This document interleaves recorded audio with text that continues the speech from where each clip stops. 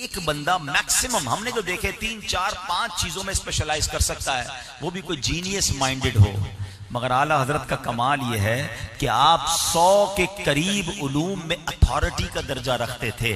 آپ ایسے تھے کہ جب قلم اٹھاتے تھے تو اس علم کی انتہا تک بات پہنچاتے تھے۔ علم کا دریا ہوا ہے موج زن تحریر میں، علم کا دریا ہوا ہے موج زن تحریر میں، جب قلم تو نے اٹھایا اے امام احمد رضا۔ لوگ حیران ہوتے تھے کس یونیورسٹی میں پڑھا ہے، کس ادارے میں پڑھا ہے، جس علم پر قلم اٹھاتے لوگ حیران ہو جاتے۔ بڑے بڑے علماء کہتے ہیں اعلیٰ حضرت کی شان یہ ہے، آپ سے فقہ کے بارے میں سوال کیا گیا، آپ نے فقہ کے بارے میں جواب دیا، آپ نے حدیث کے بارے میں آپ سے سوال کیا گیا، آپ نے حدیث میں جواب دیا، آپ سے جناب میتھمیٹکس کا کوسچن پوچھا گیا، آپ نے اس کے بارے میں جواب دیا۔ علم میراث کا سوال ہوتا ہے، علم میراث کا جواب دیتے ہیں۔ تفسیر قرآن کے بارے میں سوال ہوتا ہے، اس کے بارے میں جواب دیتے ہیں۔ سنو، آپ سے فارسی میں سوال ہوتا ہے، فارسی میں جواب دیتے ہیں۔ انگریزی میں سوال ہوتا ہے، ہاں اعلیٰ حضرت نے انگریزی میں جواب عطا فرمایا۔ آپ سے جناب عربی میں سوال ہوئے، آپ نے عربی میں جواب دیے۔ آپ سے نظم کے ذریعے سوال ہوئے،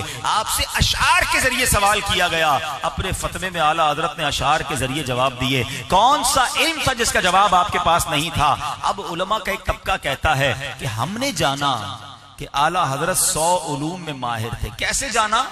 کہ جو پوچھا اس کا جواب دیا۔ تو یہ بھی تو ہو سکتا ہے قلب اعلیٰ حضرت میں اس سے زیادہ علوم موجود ہوں۔ جس نے جتنا پوچھا آپ نے اتنا جواب دے دیا نا، اور پوچھتے وہ اور عطا فرماتے، کیونکہ مصطفیٰ کریم کی خاص نگاہ عنایت بریلی کے تاجدار پہ تھی۔ ایسے ہی نہیں کہتے علماء کہ وادی رضا کی کوہ ہمالا رضا کا ہے، جس سمت دیکھیے وہ علاقہ رضا کا ہے۔ پچھلوں نے تو لکھا بہت کچھ علم دین کر، پچھلوں نے لکھا بہت کچھ علم دین پر، جو کچھ ہے اس صدی میں وہ تنہا رضا کا ہے۔ سکہ بٹھایا ایسا حیرت میں سب ہے قاسم، جس سمت بھی آیا احمد رضا ہمارا، ملک سخن کی شاہی تم کو رضا مسلم، جس سمت آ گئے ہو سکے بٹھا دیے۔